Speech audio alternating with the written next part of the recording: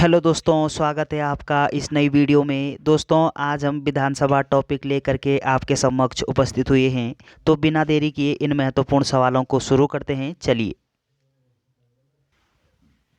इस वीडियो का पहला प्रश्न है, राज्य विधानसभा का गठन संविधान के किस अनुच्छेद के तहत किया जाता है?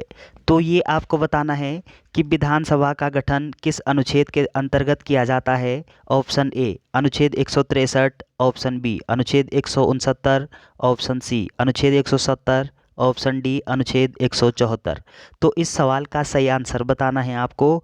संविधान के किस अनुच्छेद के तहत राज्य का विधानसभा का गठन किया जाता है? आपका सही आंसर क्या होगा? आपका सही आंसर होगा अनुच्छेद 170 के तहत। तो अनुच्छेद 170 में उल्लेख है कि हम मतलब विधानसभा का गठन किया जा सकता है किस अनुच्छेद के तहत? 170। ऑप्शन सी यहाँ पे सही दिया गया है। दोस्तों, जब हम विधानसभा के संदर्भ में बात करते हैं तो विधानसभा को अनेक नामों से जाना जाता है। ठीक जिस प्रकार से लोकसभा को अनेक नामों से जाना जाता है, ठीक उसी प्रकार से राज्य की जो विधानसभा होती है उसको भी अनेक नामों से जाना जाता है। जैसे प्रत्यक्ष सदन बोलते हैं विधानसभा को, जनता का सदन बोलते हैं, प्रतिनिधि सदन बोलते हैं, निम्न सदन नाम से जाना जाता है। और अगला आप ध्यान रखोगे, लोकप्रिय सदन भी लोकसभा को बोलते हैं और इधर विधानसभा को बोला जाता है। तो विधानसभा का उल्लेख संविधान के किस अनुच्छेद में है? आप बोलोगे अनुच्छेद 170 में। ऑप्शन सी यहाँ पे सही दिया गया है। अगला सवाल है, भारतीय संविधान के निम्नलिखित अनुच्छेदों में कौन राज्य की विधानसभाओं के निर्वाचन का प्रावधान करती है? तो आपका सही आंसर क्या होना चाहिए? ऑप्शन ए अनुच्छेद 170, ऑप्शन बी अनुच्छेद 176, ऑप्शन सी अनुच्छेद 178, ऑप्शन डी इनमें से कोई नहीं। तो इस प्रश्न का सही उत्तर क्या होना चाहिए? आपका सही आंसर होगा अनुच्छेद 170। तो राज्य की जो विधानसभा होती है, विधानसभाओं का निर्वाचन का प्रावधान किस अनुच्छेद में है? ऑप्शन सी, ऑप्शन ए यहाँ पे सही दिया गया है, अनुच्छेद 170 में। तो चलिए, अगला सवाल है, भारत के किसी राज्य की विधानसभा में अधिकतम कितने सदस्य हो सकते हैं? तो संविधान में कुल कितने, विधानसभा में अधिकतम सदस्य कितने हो सकते हैं? संविधान में कितने का उल्लेख है? Option A 400, option B 450, option C 500, option D 550। तो इस सवाल का सही आंसर क्या होना चाहिए कि राज्य की विधानसभा में अधिकतम कितने सदस्य हो सकते हैं? आपसे अधिकतम पूछा गया है, तो अधिकतम हो सकते हैं 500। ऑप्शन सी यहाँ पे सही दिया गया है। तो चलिए, ये आपको ध्यान रखना है, अधिकतम कितने होते हैं? आप बोलोगे 500। अगला सवाल है, किसी राज्य विधानसभा के सदस्यों की न्यूनतम संख्या कितनी हो सकती है? तो अगला सवाल आपसे न्यूनतम संख्या पूछा गया है कि न्यूनतम कितने सदस्य हो सकते हैं? Option A 30, option B 40, option C 60, option D 75। तो इस प्रश्न का सही उत्तर क्या होना चाहिए? आपका सही आंसर होगा 60। तो राज्य की विधानसभा में अधिकतम सदस्यों की संख्या होती है 500 और न्यूनतम सदस्यों की संख्या होती है कितनी? आप बोलोगे 60। ऑप्शन सी यहाँ पे सही दिया गया है। अगला सवाल है, भारतीय संविधान यह प्रावधान करता है कि किसी भी राज्य विधानसभा में 60 से कम सदस्य नहीं हो सकते। निम्नलिखित में से कौन सा इसका एक अपवाद है? आपको बताना है कि राज्य की जो विधानसभा होती है वहाँ पे न्यूनतम 60 सदस्य होते हैं, लेकिन अपवाद कौन सा है? अपवाद मतलब किस राज्य में 60 से कम है? Option A Tripura, option B Meghalaya, option C Sikkim, option D Manipur. तो इस सवाल का सही आंसर बताना है आपको। आपका सही आंसर क्या होगा? सिक्किम। ऑप्शन सी यहाँ पे सही दिया गया है।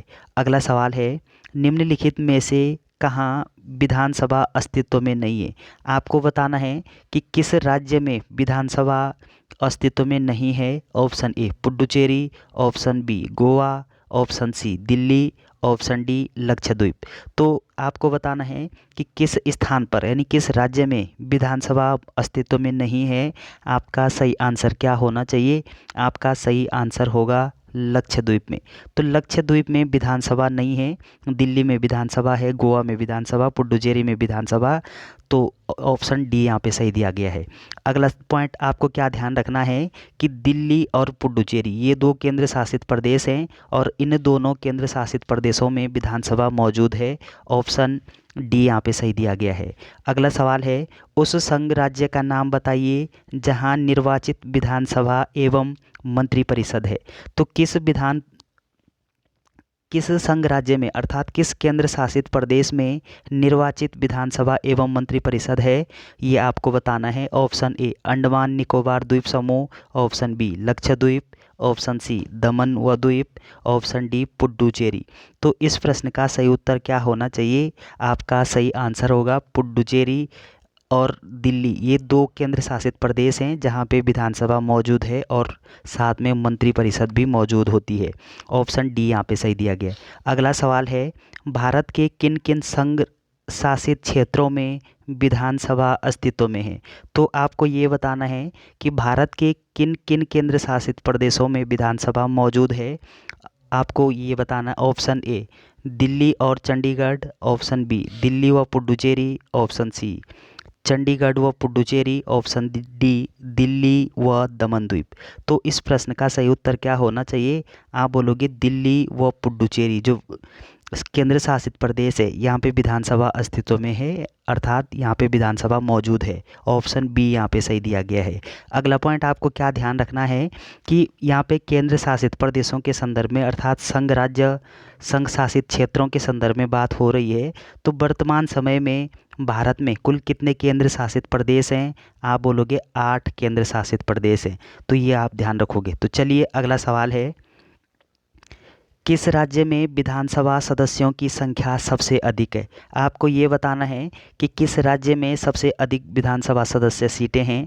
Option A Uttar Pradesh, option B Madhya Pradesh, option C Bihar, option D Rajasthan. तो इस प्रश्न का सही उत्तर क्या होना चाहिए?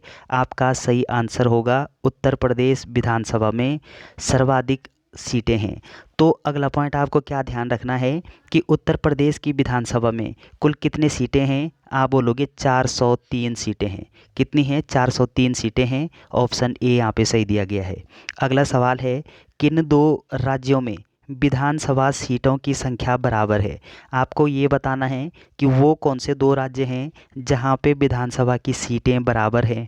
ऑप्शन ए बिहार व तमिलनाडु, ऑप्शन बी कर्नाटक व मध्य प्रदेश, ऑप्शन सी हरियाणा व छत्तीसगढ़, ऑप्शन डी पंजाब व उड़ीसा। तो इस प्रश्न का सही उत्तर क्या होना चाहिए? आपका सही आंसर होगा हरियाणा और छत्तीसगढ़। तो हरियाणा और छत्तीसगढ़ की जो विधानसभा है, इन दोनों विधानसभाओं में बराबर बराबर सदस्य हैं। ऑप्शन सी यहाँ पे सही दिया गया है। अगला सवाल है, उत्तर प्रदेश की विधानसभा में सदस्यों की संख्या कितनी है?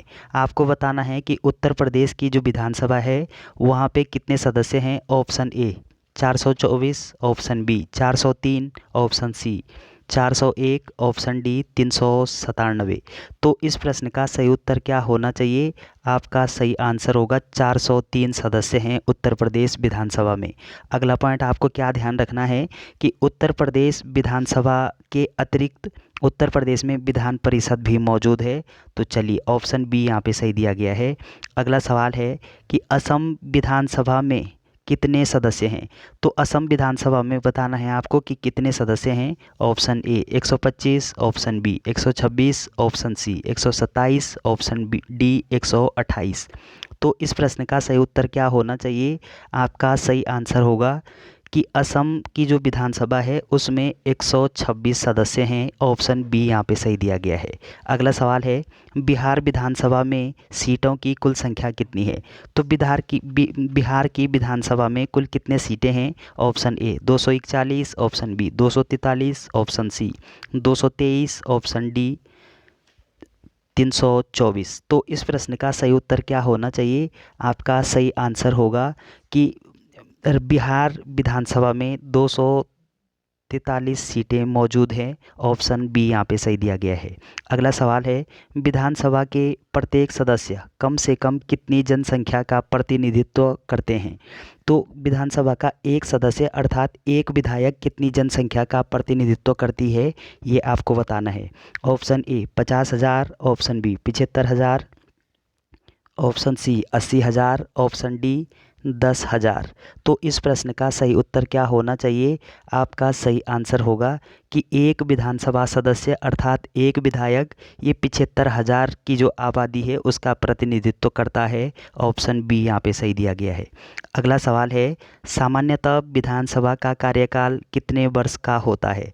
तो सामान्य रूप से विधानसभा का कार्यकाल अर्थात विधानसभा के जो सदस्य होते हैं उनका कार्यकाल कितना होता है? ऑप्शन ए 3 वर्ष, ऑप्शन बी 4 वर्ष, ऑप्शन सी 5 वर्ष, ऑप्शन डी 6 वर्ष। तो इस प्रश्न का सही उत्तर क्या होना चाहिए? आपका सही आंसर होगा कि सामान्य रूप से इनका कार्यकाल 5 वर्ष होता है। ऑप्शन सी यहाँ पे सही दिया गया है। अगला सवाल है, जम्मू कश्मीर राज्य की विधानसभा का कार्यकाल है। तो जम्मू कश्मीर की जो विधानसभा है वहाँ पे कितना कार्यकाल हुआ करता था? ऑप्शन ए 4 वर्ष, ऑप्शन बी 5 वर्ष, ऑप्शन सी 6 वर्ष, ऑप्शन डी 7 वर्ष। तो इस प्रश्न का सही उत्तर क्या होना चाहिए? आपका सही आंसर होगा कि जम्मू कश्मीर की विधानसभा में कार्यकाल 6 वर्ष होता है। ऑप्शन सी यहाँ पे सही दिया गया है। अगला सवाल है, राष्ट्रीय आपातकाल की उद्घोषणा के प्रवर्तन रहने की स्थिति में विधानसभा की अवधि को कितने समय के लिए बढ़ाया जा सकता है? तो देश में जब राष्ट्रीय आपात की घोषणा होती है तो विधानसभा का कार्यकाल ये कितने समय तक बढ़ाया जा सकता है? ऑप्शन ए 6 माह, ऑप्शन बी 1 वर्ष, ऑप्शन सी 2 वर्ष, ऑप्शन डी 3 वर्ष। तो इस प्रश्न का सही उत्तर क्या होना चाहिए? आपका सही आंसर होगा 1 वर्ष। तो आपातकाल के समय विधानसभा का कार्यकाल 1 साल के लिए बढ़ाया जाता है। ऑप्शन बी यहाँ पे सही दिया गया है। अगला सवाल है, सर्वप्रथम किस राज्य की विधानसभा का विघटन उसकी प्रथम बैठक होने से पहले ही कर दिया गया? तो ऐसा किस राज्य में हुआ था? Option A Tamil Nadu, option B Andhra Pradesh, option C Kerala, option D Karnataka. तो इस प्रश्न का सही उत्तर क्या होना चाहिए? आपका सही आंसर होगा कि ऐसा केरल में हुआ था। ऑप्शन सी यहाँ पे सही दिया गया है। अगला सवाल है, विधानसभा की सदस्यता के लिए उम्मीदवार को कितने वर्ष से कम का नहीं होना चाहिए? अर्थात विधानसभा का सदस्य बनने के लिए न्यूनतम उम्र कितनी होनी आवश्यक है? ऑप्शन ए 18 वर्ष, ऑप्शन बी 21 वर्ष, ऑप्शन सी 25 वर्ष, ऑप्शन डी 30 वर्ष। तो इस प्रश्न का सही उत्तर क्या होना चाहिए? आप बोलोगे विधानसभा का सदस्य बनने के लिए कम से कम उम्र 25 वर्ष होनी आवश्यक है। ऑप्शन सी यहाँ पे सही दिया गया है। और विधान परिषद में सदस्यों की न्यूनतम उम्र कितनी होती है? आप बोलोगे 30 वर्ष। और अगला पॉइंट आपको क्या ध्यान रखना है कि 21 वर्ष जो पंचायत जो चुनाव होते हैं, पंचायत चुनाव के लिए न्यूनतम उम्र कितनी होती है? 21 वर्ष। तो इस प्रश्न का सही उत्तर है ऑप्शन सी 25 वर्ष। अगला सवाल है, विधानसभा की गणपूर्ति हेतु कुल संख्या का कितना हिस्सा है? तो विधानसभा की गणपूर्ति कब पूरी मानी जाती है? Option A 1/4, option B 1/5, option C 1/8, option D 1/10। तो इस प्रश्न का सही उत्तर क्या होना चाहिए? आपका सही आंसर होगा 1/10, यानी कुल सदस्य संख्या का 10वां जो हिस्सा है वो उपस्थित होना चाहिए। तब संविधान के अंतर्गत विधानसभा की जो गणपूर्ति है वो पूरी मानी जाती है। ऑप्शन डी यहाँ पे सही दिया गया है। अगला सवाल है, विधानसभा का सत्र 1 वर्ष में कम से कम कितनी बार आहूत किया जाना आवश्यक है? तो आपको बताना है कि विधानसभा का सत्र 1 साल में कितनी बार होना आवश्यक है। ऑप्शन ए 1 वर्ष, 1 बार, ऑप्शन बी 2 बार, ऑप्शन सी 3 बार, ऑप्शन डी 4 बार। तो इस प्रश्न का सही उत्तर क्या होना चाहिए? आप बोलोगे 2 बार। और अगला पॉइंट आपको क्या ध्यान रखना है कि 1 वर्ष में कम से कम 2 अधिवेशन होना आवश्यक है और दोनों अधिवेशनों के मध्य 6 माह से अधिक का अंतराल नहीं होना चाहिए। तो 6 माह से अधिक ये आप ध्यान रखोगे। तो चलिए अगला सवाल है, विधानसभा की बैठक की अंतिम तिथि तथा दूसरी बैठक की प्रथम तिथि के बीच कितने समय से अधिक का अंतर नहीं होना चाहिए? तो दोस्तों जैसे कि हम बात कर रहे थे अभी कि 2 अधिवेशनों के बीच अधिकतम कितने का समय अंतराल होना चाहिए? आप बोलोगे 6 माह। ऑप्शन डी यहाँ पे सही दिया गया है। अगला सवाल है, विधानसभा अध्यक्ष का चुनाव कौन करता है? तो आपको ये बताना है कि विधानसभा का जो अध्यक्ष होता है उसका चुनाव कौन करता है। ऑप्शन ए राज्यपाल, ऑप्शन बी मुख्यमंत्री, ऑप्शन सी विधानसभा के सदस्य, ऑप्शन डी विधानसभा के निर्वाचित सदस्य। तो इस प्रश्न का सही उत्तर क्या होना चाहिए? आपका सही आंसर होगा विधानसभा के सदस्यों के द्वारा विधानसभा का अध्यक्ष चुना जाता है या फिर उनके द्वारा चुनाव किया जाता है। ऑप्शन सी यहाँ पे सही दिया गया है। अगला सवाल है कि अस्थायी विधानसभा अध्यक्ष अर्थात प्रोटेम स्पीकर की नियुक्ति कौन करता है। तो दोस्तों आपको ये प्रोटेम स्पीकर के संदर्भ में पूछा गया है सवाल कि प्रोटेम स्पीकर की नियुक्ति कौन करता है। ऑप्शन ए राज्यपाल, ऑप्शन बी मुख्यमंत्री, ऑप्शन सी निवर्तमान विधानसभा अध्यक्ष, ऑप्शन डी निर्वाचन आयोग। तो इस प्रश्न का सही उत्तर क्या होना चाहिए? इम्पोर्टेंट सवाल है आपके लिए कि प्रोटेम स्पीकर की नियुक्ति राज्यपाल के द्वारा की जाती है। ऑप्शन ए यहाँ पे सही दिया गया है। अगला सवाल है विधानसभा अध्यक्ष को उसके पद की शपथ कौन दिलाता है। तो विधानसभा का जो अध्यक्ष होता है तो अध्यक्ष को किसके द्वारा शपथ दिलाया जाता है। ऑप्शन ए राज्यपाल, ऑप्शन बी उच्च न्यायालय के मुख्य न्यायाधीश, ऑप्शन सी निवर्तमान विधानसभा अध्यक्ष, ऑप्शन डी शपथ ग्रहण की आवश्यकता नहीं। तो इस प्रश्न का सही उत्तर बताना है आपको। विधानसभा का अध्यक्ष पद की शपथ कौन दिलाता है?